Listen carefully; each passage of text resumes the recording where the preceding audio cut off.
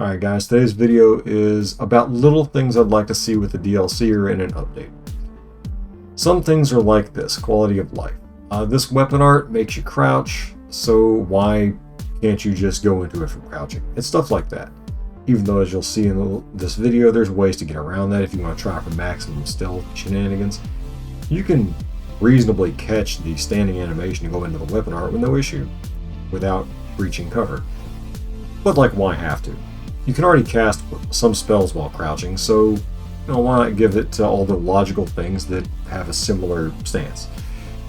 If there's a problem with that and I'm unaware of it, like, okay, fine, but just seems like a small change, right?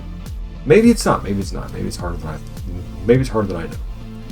The next one is a small change, and this one should be relatively simple, because it has nothing to do with your character's animation. It is all holding up or down on the D-pad to go back to your first inventory or spell slot.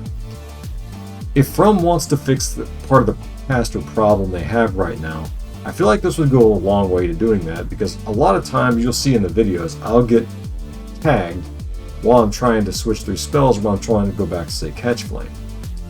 A lot of this happens largely because I'm still used to the time Dark Souls 3 had, and Elden Ring takes significantly longer. I don't know by how much, I know it's longer and it's enough to matter. So I would like to see that changed.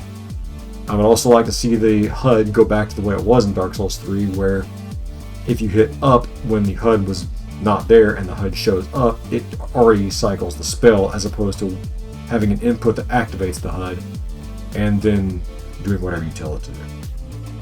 Big deals for me, but I don't know for you. Now this last one, this is a bit of a, I say small grievance, but it's really annoying.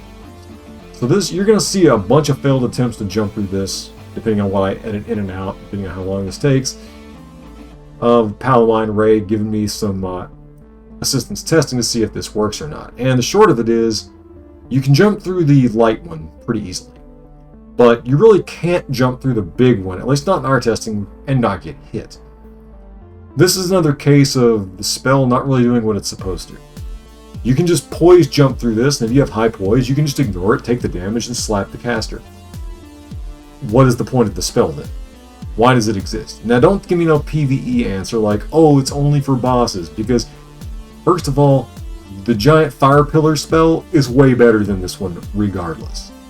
And if you're looking for just the black flame effect, you got the regular black flame fireball, but you don't put yourself at risk of using this sort of thing in.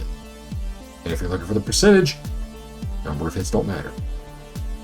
So, with that PvE argument out the way, why does this not just do 133 on full charge?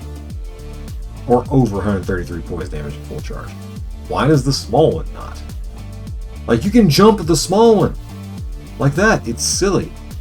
So, you can only really use it if you knock someone down, activate it so they can't get away from you easily. I say easily, I mean, you see the jumps, so... But that pales in comparison to my next one. I'll just let the video do what it does.